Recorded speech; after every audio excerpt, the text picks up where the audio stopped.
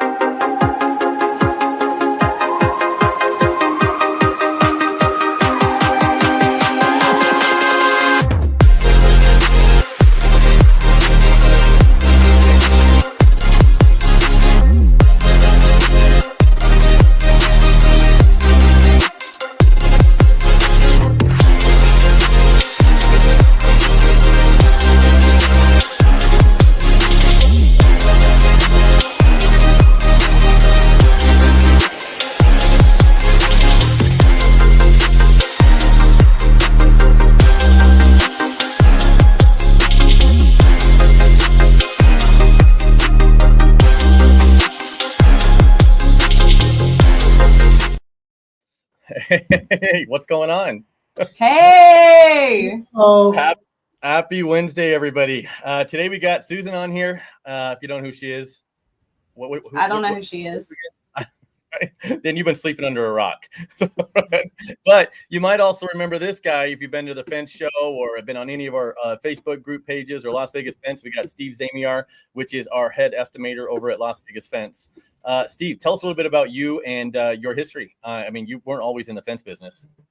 No, I was never in the fence business up until I started working for you 7.5 years ago when I came in just to watch the office, and now I'm catapulted in a full-time estimating job. But prior to that, I was an estimator for a large painting contractor in Chicago, where I spent 42 years.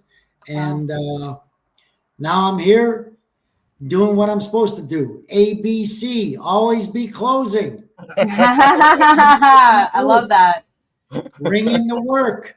That's right. Make Las Vegas Fence what it is. It is true. You are never done selling. Always selling. Always selling. Always be selling. I feel like people like Steve are the perfect salespeople. They always got a great story. They always keep talking, and they never walk away until you say yes. Yeah. That's right. There's two things you gotta remember when you're in sales. You only want to hear one or two things. You go back to your client and you're gonna hear, "You again, get the hell out of here and don't come back." Or they say, "All right, here's the order. Get it done."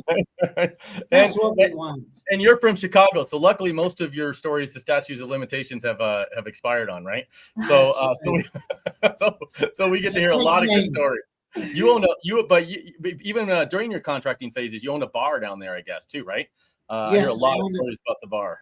I owned a successful tavern in Chicago on the South Side for many, many years, and I didn't partake too much in the product, but a little bit here and there. But yeah, I've had a storied life. 3 children, 11 grandchildren, 3 great-grandchildren. Yep. And here I am working for my son, Brian. So what, and we're glad to have you. I mean, it's definitely been a pleasure. I know, and you're right. You did come in. I think we were just heading down to the hospital or something with Yadira, and you came in to help answer the phones for a week or something. We were going to be gone for a week or two. And you were going to come in and help answer the phones. You had some contracting experience going back your whole life. And I don't think you ever left. No, like 7 years ago. I'm like the Godfather. When he tried to get out, and he goes, "Hey, they reeled me back in again." That's Oh, fencing. That's fencing. Once you're in fencing, you're in it for life. And a lot of people on here will tell you it's a life. It becomes a lifelong career. And even you, when you drive through town, you've been doing it here for a while. Tell me you don't look yeah, over and you're like, "That's my fence." I know. I'm always telling Tatiana when we're driving down the street, I put that fence up, and she's like, "Yeah, who cares? I care. I put it up I know it's a for big Las deal. Vegas fence." Yeah. So and one of the reasons we wanted you on here for this one was because when you came in, you came from a lot of work with general contractors and things like that. So you were used to the traditional GC subcontractor quoting and how it's done in a basic paragraph per plans and spec. I mean, I think quotes, if anything, bidding commercial jobs, actually bidding the jobs is probably easier because some of those general contractors up because you don't have to put any effort into the quotes. You just say, hey, it's going to be $186,000. It's per bids and plans, or however you know what I mean, however they want to word it. Right. And there really isn't a lot of thought and stuff that goes into the quotes other than most of the time goes into figuring up the price. So I know that's where you and I go back and forth sometimes because you spend a lot of time figuring up the price because that's how it is. That's how it is in the general contractor world. It's all the time is spent on the actual pricing. And now that you're on this side of it, doing working, directly for the people purchasing it, it's a lot of actually more salesmanship, right? Is what comes into it. Exactly. And the system that you have devised with the drawing and the specification of the fence to the left and all what we're going to use really sells the job. There's minimal amount of verbiage where we got to go on and on and on. We show it, we draw it. They look, they know exactly what they're getting, how many feet, how many posts, and gates, what type of gate. Yep. It's very self-explanatory. Yeah, and I love we're going to this get in. We're going to get into that, and we're actually going to do a quote live here on My Fence Life. We're going to do a chain link fence quote drawing and put a number on it. Obviously, this isn't a real quote, but we're going to do that live here shortly. So stay tuned. But before we do that, we are going to get into a few things while we got people on here to help. It's going to be. What would Brian and Sean say? You'll never get Except you're Sean today because Sean couldn't make it. He's got some training. He is on the road. But Steve, you and I are going to answer some questions from Fence Industry Only group on Facebook. So again, all these questions we haven't seen. You haven't been told any of these questions yet, have you, Steve? So No. Nope. And I don't get to see them either. Susan pulls these randomly from the Fence Industry Only page or group on Facebook. So first question, Susan, why don't you read them and figure out who this is for? This is Josh Giffen. He said, so he's piggybacking off of his last post on what to use for swampy ground. I'm looking for recommendations on a good steel post supplier. He needs 8-foot and 10-foot, 2-inch plus posts. Thanks again. I appreciate you guys. We know tons of great fence suppliers. They're all over. I mean, you could start by just go to fenceshow.com and take a look at the exhibitor list. Because you'll see a big list depending on where you're at. A ton of them.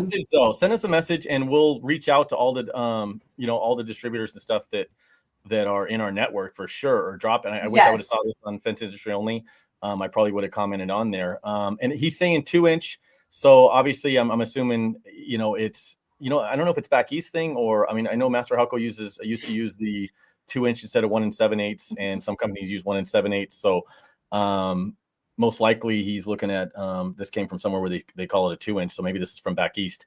But I mean, obviously you got your large ones, Master Halco, the Merchant Metals, and I feel like I'm not going to mention a bunch. Eagle Fence Supply. Right. I like the go to fenceshow.com and you'll be able to see a list of like every distributor there is across the nation. Yeah, Builder's Fence. I mean, I know Lions Fence. They have some access to it. We go even Sheen Catton. Do they sell some through MD West? MD West. Supply. Midwest Fence Supply. Midwest Fence Supply. It's. I mean, I know I probably didn't name one that I'm going to be like, later on wake up going, oh man, they're going to think I didn't think of them. But best thing you could do, go to fenceshow.com. Take a look at the exhibitors that have been exhibiting at our show, and you'll see a bunch. Drop us a message, and we'll search through our list of people and get you contacts. Yeah, for sure. Send it to what email do you want them to send that question to if somebody has one to find a supplier? support@fenceworkers.com or support@fenceshow.com.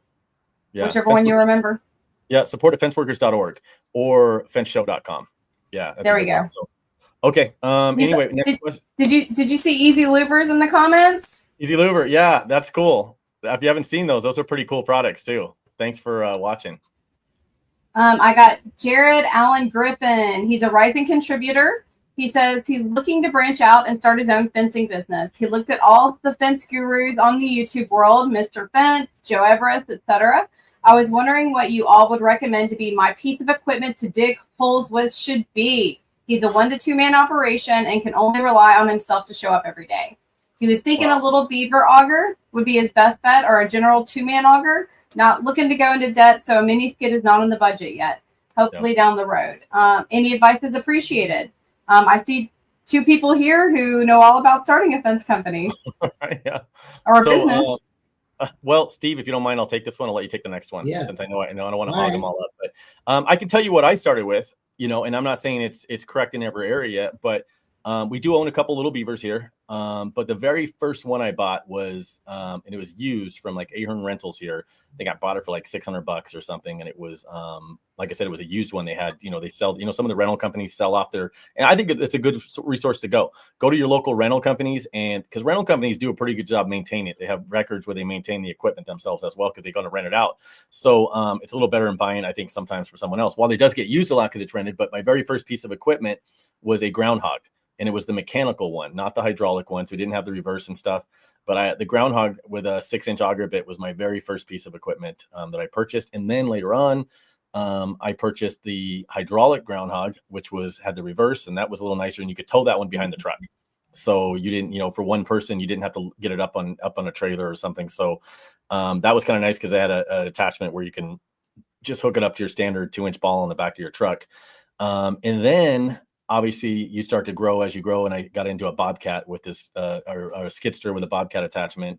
But recently we bought 2 little beavers, and the guys really love the beavers. Yeah. I was surprised, but you give them a choice. They take the beavers. Maybe it's because it's lighter and they have to load it or something, but I guess myself, I like to dig with the groundhog. Because I don't like to have to lift that thing, be carried as much, the head of it, but the guys love the beavers. So little beaver, groundhog is probably your go-to. I don't know about you, Steve. What do you think? Yeah, I like the little beavers. The guys, for our ground out here, they work very well. Can't beat the groundhog. It's a go-to piece of equipment. You can tow it. It's easy to use. So easy to interchange the augers. So, your deer is saying, what about Dandy Digger? If you can afford a Dandy Digger, you probably can afford, that's definitely where to go. So if you can afford a Dandy Digger, then you could probably afford a skidster. So he's saying he's not ready for a mini skidster. He's definitely not ready for a Dandy Digger or a full-size skidster. Dandy Diggers I think they make them up in northern Nevada. They're pretty popular down here. It has a lot of, especially down here, because the digging is so hard. It's got such great down pressure that it'll actually pop straight through asphalt as well. You don't even have to you could put the right auger bit attachment on it. Because the auger is actually more to the center of it, and it'll actually go and pop straight through asphalt without even having to take a jackhammer and pop the asphalt out first. So yeah, she's right though. Danny Digger is definitely one, if you can afford, can't go wrong with. A lot of guys have them down here in Las Vegas. And if you notice, Anthony's letting us know that San Diego Fence is now selling fence materials. You got lots of options. Oh, pull him back up. I got to reach out to him. San Diego Fence was one of my first jobs. Man, I must have been 17 to 18 years old, driving around in those little San Diego Fence cars, little Geo Metros, making estimates. It was probably one of my first sales jobs ever at San Diego Fence. Man, that's awesome. I didn't know. Yeah, they didn't sell fence materials back then, so that's good to know. It's a solid outfit. The owner, the old guy that we used to go eat breakfast with and stuff. That's funny. Yeah. Anyway, Anthony, good to know. Thanks for letting us know. Awesome. Okay. Our next question is from Bluebird Construction. They are required to prime and paint this pipe fence. What would fence professionals suggest for paint materials and prime for metal pipe? Well, wow, this is right up my alley. I know, I didn't even try. Many of fence. And obviously, after you go through and prepare it by, wire brushing the wire brush, spot priming it, all the fence manufacturers now got high-tech paints, water waterborne paint, and you use that DTM, direct to metal. That stuff works very, very well. It's got a good UV value to it. It doesn't fade as fast, the DTM, but I would check with Sherwin-Williams. They're the go-to as far as I'm concerned. They got a lot of products, a lot of good waterborne products. Since the oil-based and the alkyd-based, now they don't want to use them, especially it looks like this rural area where you have a lot of landscape. You don't want to spill it, harm the environment. But that's what I would use, DTM. Nice. Awesome. Thank you, Comes in Steve. black too. Does it? Oh yeah, like Henry Ford, you can have any color you want as long as it's black. All right. And now we know why you keep Steve around. Right. Yeah, he's the one I send in there when someone wants a custom color. I'm like, yeah, no problem. Go run that by Steve up at the front. He'll tell you about all your choices. Yeah, that's what the customer asked me the other day. What colors does it come in? I said, it comes in any color, but you got to have black. Yeah, as you can see, guys, we sell a lot of black iron fence. Yep. It's going to cost you twice as much to get any other color because we're going to send it to powder coating, right? Well, they all come pretty much black now. I think that's standard. So yeah, it's pretty standard when you order panels already prefabbed. Yeah, a lot of it comes in black. What else is going on, Susan? I feel like we're going to see you in a few days, right? You're going to see me in a few days. Steve, are you going on the fence cruise? No, someone has to work here.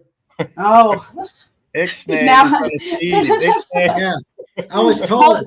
Oh, earmuffs. yeah. Yesterday I was told. Oh, by the way, I won't be in next week. I had that Don't be conversation. late. A lot of us won't be in. Day. So I know all of us are getting to Miami either Saturday or Sunday. I'll be there on Sunday. And then on Monday we board the ship. Wow. Yeah, we got a kind of a loose agenda. I know on Tuesday, the first day out to sea, we're going to do a meet and greet breakfast from like 8 to 10. And that's going to be before our training session from 11 to 1. I know you and Brooks are doing one session. Yeah, FYI. Y'all are doing a session on the intro to the quick start class. Okay. And then session 2 will start right afterwards. And that's going to be Sean King and Sam Natello on marketing and branding. So, I mean, you know, we're about to have 4 really inspirational speakers up there. I'm excited. Can anybody come to this, or do they have to be going on the cruise? I would say anybody can come to it if you can get there on the ship. And then, of course, we're doing a group breakfast on the Thursday. And then Thursday night, we're going to do Brooks and Booze, where we get together and we throw drinks at Brooks. Also, it says Brooks at Booze at Brooks. It's not But for everybody who's not able to make it onto the cruise, because we do understand that you have businesses to run, on Saturday, we're doing a vinyl fence meetup at the Fat Tuesdays in Miami. We have the address there. We're going to have these flyers up everywhere at 6 p.m. Come stop by. You're buying your own drinks. I'm sorry, you guys. But it's a great opportunity to come sit down and share a drink with us. And all get to know each other. I'm excited. Yeah, that's pretty cool. Yeah. Yeah, that's going to be... Bring back some seawater. I think we're all going to be bringing back something. Yeah, hopefully it's just seawater and not hangovers, right? But it's going to be fun. It's going to be fun. I know we're looking forward to it. We're coming in on Sunday too. So then we're all, I think it's just one night and then we get on the cruise ship the next day. Mm-hmm. So I think this is it. Let's do an estimate. What do you say? Let's get estimating. Who's excited? So I'm going to pull this thing up. I'm basically going to show you guys one of our blank estimates. This is what Steve deals with on a daily basis and how we go about doing a quote. So we go out and look at a project, we come back, and sometimes we do this in the field, but in general, this is a blank. So we go and search for a blank bid, Las Vegas Fence blank bid. This is what pops up at our end. And you see those a square, a triangle, a line, a solid line, and then also a dash line. Pretty much the entire quote is done with those. and the street down below that. So there's not anything we pretty much add to it besides this, but that's no fun because not everybody has that already configured, right? So I'm going to go ahead and delete all those and show you how you do it when you start from scratch.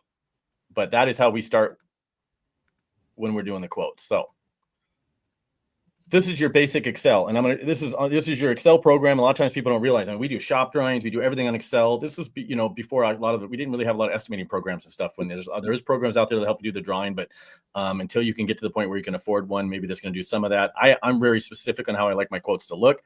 Steve will tell you it's, you know, a proven method almost over a period of decades, and I've done this with multiple different salespeople where they come in and they're used to doing it in a paragraph, and they don't want to follow this, and then we give them, you know, a percentage of leads, and we follow that and track that what's closing. And this is proven to show that your closing ratios will go up if you do a better job selling it and spending your time selling the job, not just selling price. So this is how we do it, and we start with this. And again, this is just a mock-up, so none of this is going to be real. That's why you see sample on the contractor's license, liability, project limits, and things like that. We start with, we have a running thing, and this might be LVF. Our quote system, LVF, it's 25, and say we're at quote number 151. So we put that in there, and everything's referenced off of that. So we're going to put the company's going to be MGJ Hotel, we'll call it, right? And we're going to go through the basic information of the address, 1234 Main Street, Las Vegas.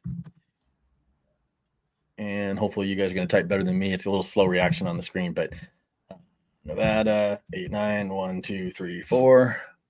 Well, that's too many digits, right? Okay. Contacts person is going to be Steve. I'm just going to go through literally how we do it. Steve, we're going to put Smith. And this would be our customer that we put in there. And we do a lot with properties where there's a different property owner than the actual project and stuff that we're working for. So that's why you see two areas here. The phone number is going to be 702-555-1212. Pre-filled in, depending on the salesperson, your information, sales and stuff here. Job name might be a little different. Maybe it's going to be parking garage.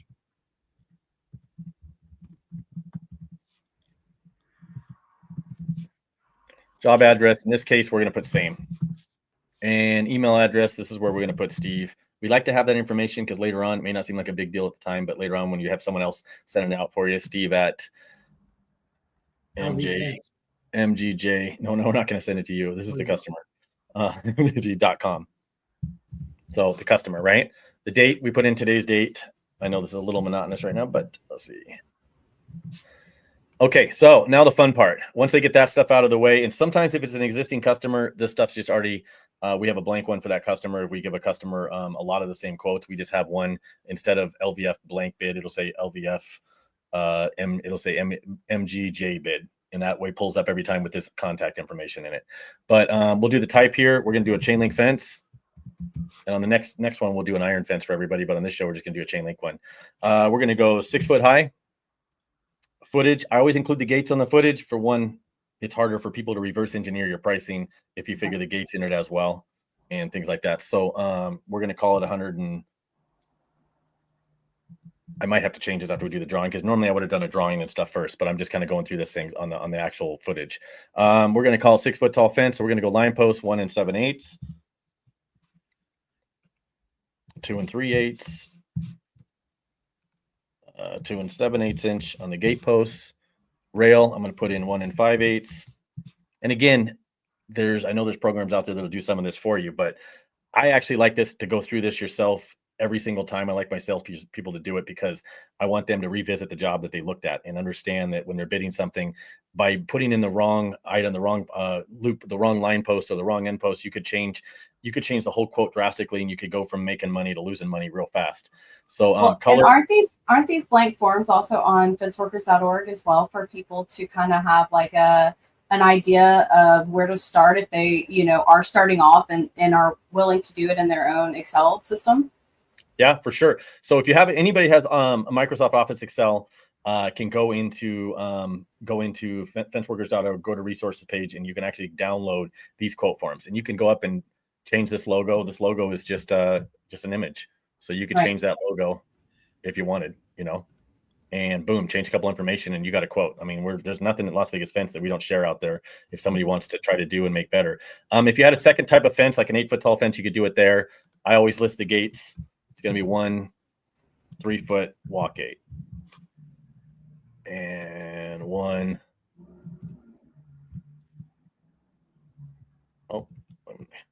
12-foot, we'll call it a double gate.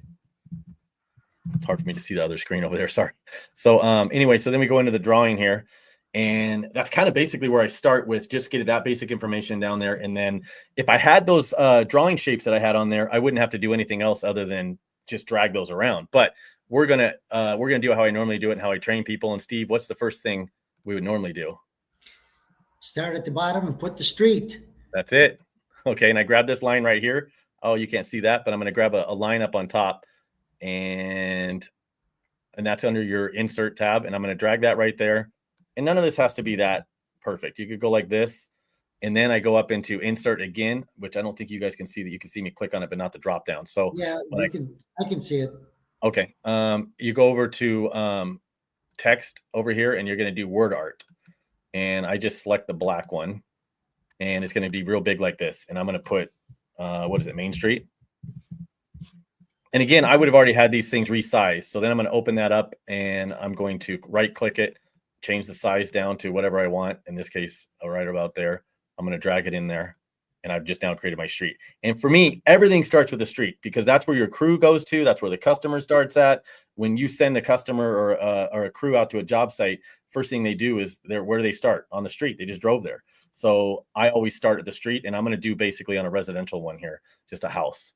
And I start with the house. So I grab a square, and I just use the default colors. The blue is fine. That's going to default as a blue. So I start with the house. And again, you can move this around afterwards. Start with that house right in the middle, right? And I just use a square house. Then I'm going to go and grab, now I'm going to draw the fence lines themselves. And you notice how this line came the same as this, right? The problem with the lines being the same is it's hard to differentiate between walls and everything else. So I go and I right click this, and I can either do it from in here to go and open up the things. But the second I right click that, do you see what opened up on the right, on the left, on the right there, where it says format shapes? So again, I can close that, but as soon as I right click on it and say format shape right here, this is going to open up. So once you open that up, it's going to stay open for the rest of the thing. So I'm going to go over to line. There's two things here. Fill. You notice how there's two things here? Automatically went to the line, but there's two things here that you deal with. Line is the first one. So I make this a 3. Again, I would have this defaulted already, but just so you know, and I make it black if it's the fence. And I'm doing it the long way right now, so I realize and I would just drag it right here wherever I want, just right there. And then this time I already have it once. I can hit Control C once I'm on it, and Control V, and it just gave me another one. So it's a lot of control and a lot of Control C and Control V's. Then I'm going to go like this. And then I'm going to go Control C and Control V again. And this time I'm going to move it, and I'm going to go around the house.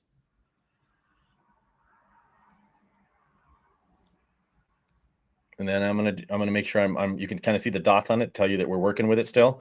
Control C, Control V. Except this time I'm gonna put that double gate that I wanted in there, right? The one that we had in the quote. And I want a straight up and down line after that, so I'm gonna go ahead and just add it right there. And let's make this double gate. Again, it's just, this is your basic Excel program, but when you're done, the customers can't tell you're using Excel. And you get really quick at it. So I'm going to go Control C, Control V. I'm going to keep doing that until I get the drawing I want. And then I'm going to show you how to draw the actual fence.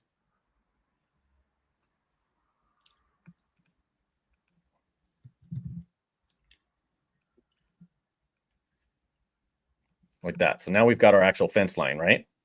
Yeah. And now we've actually went in, and we already have a text in here. So we can use this text for everything, whether you want to resize it or not. So that's why we had a text in the last one. I didn't just draw the street on there just to have the street on there. I did it because I wanted the lines, to work with. So I'm going to do the same thing. Control C, Control V, except this time I'm going to shrink that down a little bit more using the right click, and then it shows you the text sizes.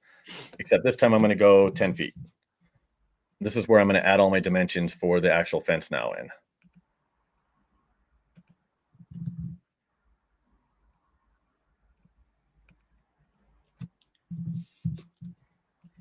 And every once in a while you'll go, oh man, I got 2 of the foot signs. You got to go in and delete one, but it's just part of doing a quote with Excel. Okay, so now I'm going to try to copy that and paste that again.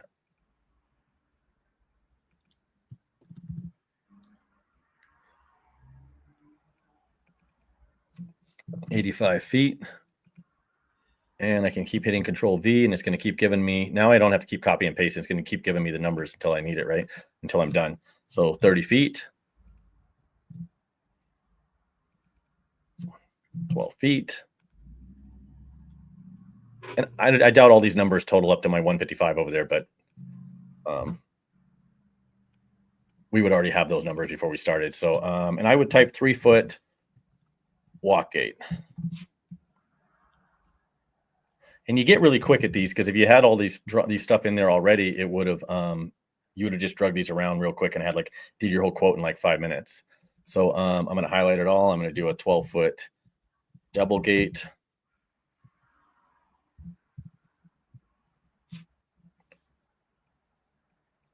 This should look pretty familiar to you, Steve, right? So yes, and I can attest that this not only is just a sales tool, but when you get the job using this system, you can come back, make your work order, and the guys know exactly where the fence goes. We can calculate how many posts we need, how many line posts, end posts, gate posts, terminals, by looking right at this drawing. Yeah, and a lot of this turns into your work order, because sometimes your salesman's not there, or maybe a salesman doesn't work for you anymore, and a quote comes 6 months later, and you just have I don't like that term.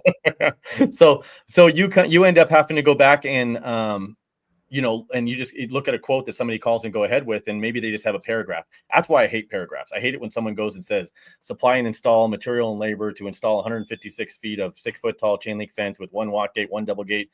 And then if somebody calls to go ahead with it, you're stuck with sending somebody out to look at it again. And it's amazing how we'll spend, the guy selling you a cell phone at the mall spends more time trying to sell you a phone than sometimes we spend doing a quote for $15,000. So it's definitely important. So this right here, though, to me, you would think would be enough, right? I already explained the fence. I've already done this, but is this enough, Steve? No, it's not. Because what would happen? What could happen? This next procedure, I know what you're going to do. Draw the fence. Yeah. Eliminates any doubt to the customer as to how high the fence is, where it's going to be, and Brian will show you right now. So, and I'm going to use this square thing. See how I highlighted this? I'm going to build almost the whole fence except for one thing that we're going to need. So with everything that's on the screen. So I'm going to go like this, Control C, Control V.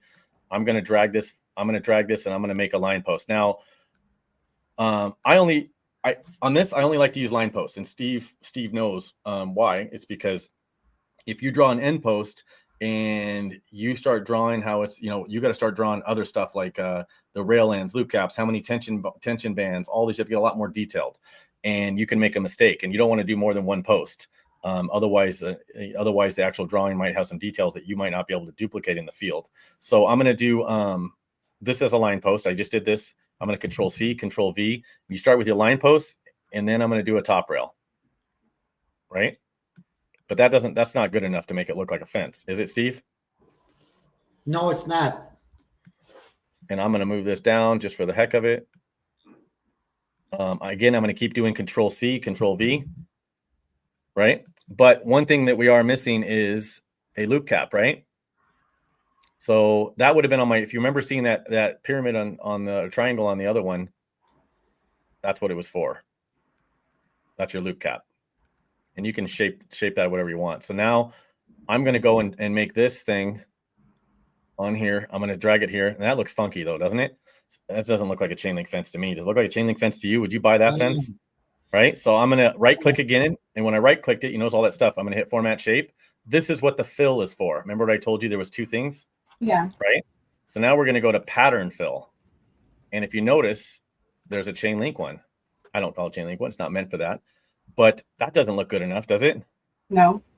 Right. So we're going to go back to formatting that. Right. And we don't want a line around it. So we're going to get rid of the line, but that still doesn't look right, does it? Nope. You know, so we're going to drag that down a little bit. But now if we go to back to hit the right click and this stuff pops up again, I don't know if you can see that, probably not. There's a button here that says send to back. Look at that. I just sent it to back. Stop it. Right. So we could send it to the front. Right. Or you can make it, you can actually go and make it transparent if you want. There's different things as you start playing with it, you can start really messing with it a little bit more. So then what I'm going to do is one last time, I got this line here. So I'll probably either steal this line or I probably would have drawn a new one. I would have grabbed one from up above. So I'm going to put that on there. And had this been a plated job, I probably would have came up and grabbed either a line or I would have grabbed another square and just made it as thin as I could. Again, nothing has to be to scale. You're just trying to make sure a customer knows what you're doing, right? Right. So I probably would have done something like that, or I would have done a, again, there's no wrong or right way to do this as long as you're just showing them something, or even grab a line like this and go over into your line thicknesses and make that whatever thickness looks right for the drawing that you happen to be doing. But I think I hate cutting and pasting these things because I think you could accidentally cut and paste the wrong one in, and Right. you're doing the wrong kind of fence, right? Right. So, and the only I'm actually showing a couple different ways to do it, but in theory, you'll be able to do this pretty Right. quickly yourself. Well, apparently Jeremiah Alexander does it as well. But he likes to make his transparent so you can see through it. Yeah, you could go and make this transparent and pop it through. So again, it's up to preference on that. And you could drag this around a little bit, make it, and you could be very specific on where you want that. But the other thing I would do that I always do is, because now it's a really big deal to make sure this customer, anything that can be confused on a contract is, and when you're standing in front of a judge or something, is always going to go to the customer unless it's really clear, right? You'll lose that battle 9 out of 10 times if the contract isn't really clear and there's some sort of discrepancy on what you meant and what the customer thought they were getting. So I like to make it super clear. So I'm going to go something like this, and then I'm going to grab another one of these numbers. So how many times have you had to go to court and bring your quotes along to show that you were clear? Oh no, I've had it on, and I've had it when I drove driving posts, where I actually did the drawing, and I'll show you where it really came into play. And my screen's not responding as much on this, so it's a lot quicker if you're not trying to share your screen. But I would do 6 feet right here. Susan, I've never had a job I've had to go to court on. So this system works very well because it shows exactly what we're doing. I've never had to go to court, but I have had to defend driving posts once because I drove the posts instead of setting them in concrete in front of the contractor's board. And Gotcha. I won because the customer was trying to say we didn't, we were supposed to do concrete, and I had that. But if a customer now tried to come back and say, hey, I told you I had dogs. You knew that I didn't want the fence to kick out. This whole thing should have a bottom rail on it. Would he have a hard time saying that he thought he was getting a fence? Now, if he said, Steve told me I was getting a bottom rail, the salesman told me, he promised me this would have a mid rail, it would have bracing, should have a bottom rail along the whole thing, and the salesperson said this, the salesperson said that, and you're on the phone going, well, he shouldn't have said that. I don't think he said that. What can I refer to? I can refer him right back to this drawing. I've got a signature on the bottom of this quote from the customer, right? Saying that he understood what he was getting. So, and same thing, if I was driving posts in the ground, I think you'd be insane to do a quote driving posts in the ground and not actually draw that you were driving the post in the ground, because the universal standard is not driving a post in the ground. Although we do it and everybody else does it, you would want to have something showing that you were driving them in the ground. So I would probably, if it was a drone, we don't do it as much because of just the type of fences that we build, but I would have something like this, and then I would make a comment saying post driven. Yeah, post, drove, and do ground. Not frowned, but ground.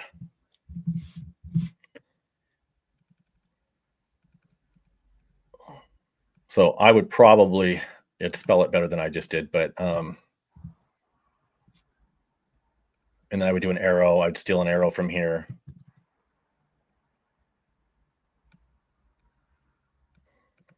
And what's that going to do if somebody tries to say anything? You know, it's going to do it. Or it's clear. Or if you had a specific type of concrete footing, I wouldn't draw the concrete footing unless you absolutely had to, but I would draw a footing similar to that. I would send that to the back. I would go into pattern fill and change that to some sort of concrete. You see all these different pattern fills, you know, and if this happens to be, I'm going to get rid of the street for now and show you if I was doing it, I would have done the drawing. So if this was going to be on a wall, what would you do? I would probably, again, there's so much you can do with this. I'm going to get rid of that stuff. I'm going to do as a wall here, and say this was going on top of a wall. I would go into pattern fill. I would grab the wall. So I have Brooks down here saying he uses Excel as well, but he has a separate page in his contract for drawing that has the building, the driveway, etc. pre-drawn, a legend, and low voltage icons. He's saying his way is way better.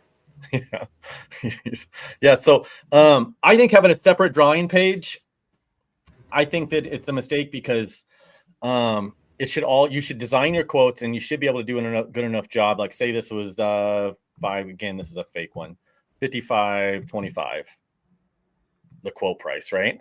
So when you look at this quote, right, your eyes are drawn to what? The most aesthetic thing anywhere. I mean, if you had decorative, and I tell people that when you're selling a gate, you know, on the side of somebody's house, and they want to do this big fancy gate in the side of their house, and the first thing I say is, well, when people walk up to your house, what are you trying to draw their eyes to?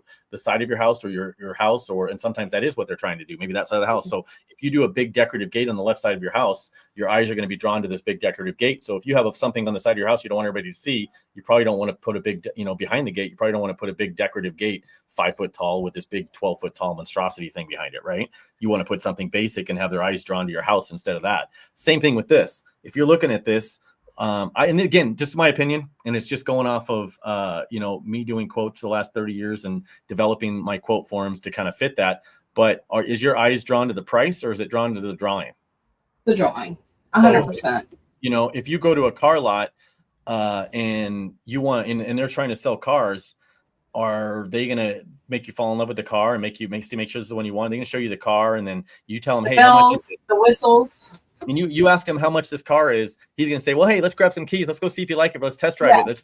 They want to show you the car, show you something. And then they'll say, let's go sit down. And now they got you to love it. So what this does is you have this one split second chance to show this customer that you understood what they wanted, and you understood what they need, and they might even have a question. They might even come back and say, hey, that's not what I wanted. Now you've got a dialogue going. Now they're committed to you with having a conversation to start building the fence that they do want. So I think that if you just have a paragraph and you have a description and all your disclaimers, and I have all those on there, which is down here. But if you had all these disclaimers and you have them read your terms of agreement and all the negative stuff first and the price, now you've got a customer just shopping price and you're no longer selling. You're just an order taker. And I would never hire an order taker to go out. I would never spend all that money on a lead to send an order taker out. Then I might as well just have them sitting in the office. Again, That's my opinion as a sales guy. But as you advance into, there's software out there that will do it. But I think what we're going to see is if you get down to stop selling, you're going to end up having to have more leads, because if your theory is just to throw as much pricing as you can out at everybody, and hopefully one of them will grab it and commit to you before you even go look at it or something. Sometimes, I don't know. I think that's going to require more leads, and now your cost per lead is going to go up because you got to have more leads to throw away a bunch. So I'm a firm believer in shaking hands, getting out there, and when you call up, we schedule your appointment right away. And we go out there and try to make the sale. I mean, typically I've asked for the sale before someone else has even looked at it, on the sales side. There's always this drawing. There's no questions. Customer calls up and says, wow, I didn't realize, or you called the customer and said, hey, can we start your project? They go, wow, I didn't know it was going to be that much. And you go, wait, hold it. You see, you got 155 feet of fence. They go, wow, I didn't realize that. You're right. Yeah. So there's a lot of advantages to this. And it looked like it was pretty complicated, but it's not. Today I did 6 estimates I sent out. And so it goes pretty fast. And I haven't had a complaint from one customer yet as to our estimates or quotes when I send it to them. It's pretty self-explanatory. Yeah. So, But there's a lot of what I like about this is this can actually be done on site, in person, right in front of the customer very quickly. Especially if you have the preloaded template with your designs, like you were saying, you know what I mean? So Yeah. I mean that you don't have a reason to walk away and not ask for the sale because you've already given them a quote. It's right there. It's clear.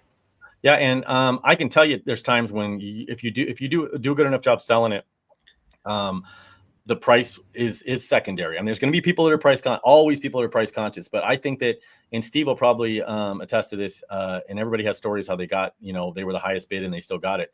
But Steve will tell you that there's people that say, I just flat out want to use you, and they loved his drawings. And they, even if they get a better price, they'll call and say, hey, we really want to use you guys. You understood what I wanted. Steve, what about your feedback from customers when you do a drawing? yeah, they love it. I just had just what you just said. Yesterday, I had a client, they wanted a little cage built to lock up all their tools. And in talking to the guy, he said, I'm using 2-foot shelving inside there. And when I looked at it, it was only 12 feet wide. He's using 2-foot shelving all the way around. I says, wow, you're not going to have enough room to walk in there. He goes, wow. When after I showed him the drawing, 12 by 24, he goes, you know what? You're right. Push it out to 14 by 26. Yeah. So it does work. And I says, how are you going to lock this up? He goes, well, we don't want no one to get in. So, wow, we sold a keypad with the guy. So Nice. There's a lot of advantages to seeing this right in front of you and looking at it and saying, wow, I didn't realize I had that. And wow, you're going to use these good posts. So there's a lot of advantages to it. Yeah. So again, takes my selling skills away a little bit. No, you're still selling. He's and it takes follow up and everything like everything else. Yeah, you got to follow up. You got to do ABC. Always be closing. Yeah, but this doesn't mean to take away from software that's out there. And as you advance, the big advantages to software programs out there that are in our industry and other industries are, it does take a lot of this and streamline this. The learning curve, obviously you don't have to learn how to use Excel. You don't have to do all this. You don't have to, you don't have to go through and save it as a PDF and then email it as a document and, things like that. And it'll help with the estimating on coming up with the pricing and things like that. So this is a manual way to do it. We've just been doing it this way for 20 some years. So we haven't found the ability to switch over quite yet to, anything else yet, but there's a lot of great ones out there that we're going to be probably researching. But if you can't afford to do anything and you've got Excel, there's no reason you can't send out a professional looking quote today. One of the advantages of doing this is it double checks you. You look at the drawing and you go, wow, 155 feet of fence, 6 foot at only 5,500. Did I make a mistake? It's got 2 gates.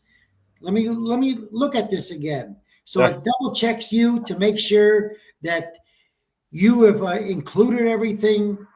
You're right on your price. And you can go back. If a customer calls you up and says, hey, you know what? Your price is 55. Joe Blow down the street says he can do it for 51.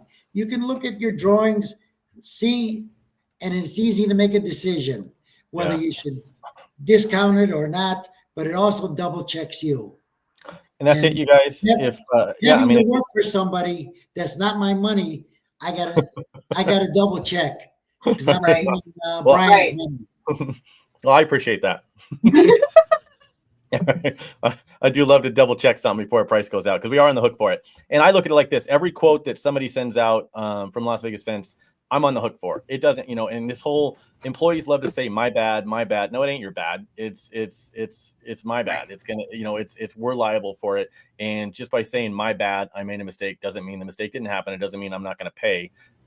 Personally, you know, it's your bad, but you're not going to pay the $5,000 to change this fence that you didn't have the time to make a drawing on. Right? You know what I mean? You didn't. So I'm paying somebody to drive out there. And I think a lot of us do as business owners, we're paying you to drive out there, to measure it, to look at it, to come back, to make the quote. But you don't think that we wanted you to spend an extra 5 minutes and do a drawing. You're highly mistaken. And make sure and cover us liability wise. So, but again, there's a lot of programs out there that will do this. They will do this for you. I don't know if they'll get all in one. I don't personally don't like the customers to see the price before they see the drawing. So I'd like to see the drawing be the first thing they see. But and there might be programs out there like that. Again, go to the fence show because almost anybody who's everybody in the quoting and estimating software, pretty much anybody that's doing this in our industry is at the fence show. So go to fenceshow.com, take a look at last year's exhibitors and next year's and see who's going to be there. Come out and try out the software there. I think that's a good way to do it too. But again, this is a quick way to do it. I think, Susan, if people are interested, we'll do the iron one in one of the episodes coming up, show you how we do the iron fence quotes, which is a little bit different, but the drawing's obviously a lot different, different ways to do it. Any last minute questions, Susan, you might have for us? I don't think so. I like this. I like where it's going. I definitely think we should offer more hands-on training with Excel just for people in general. I think it's good information to have. But I guess my only question is now that my fence life is about to end, does that mean I'm off until we go on the cruise? Like, is it booze cruise time? Well, you got about a half hour until we meet up on some leadership team stuff, but got it. I'm excited. It's gonna be a great networking and education opportunity. Yep. All right. Well, Steve, thank you for coming on. You got to get back. It was my pleasure. My pleasure. And all you guys, ask for the order. Remember, unless you're in Vegas, then just give them a blow it off. Price. And I'll get the order. All right. You got to get back to work. You're falling behind already, probably. I know. Right. Hey, thanks, boss, for letting me work a half a day today. Take the rest of the day off after you get your quotes off. All right. We'll talk to you guys later. All right. Thank you. See ya.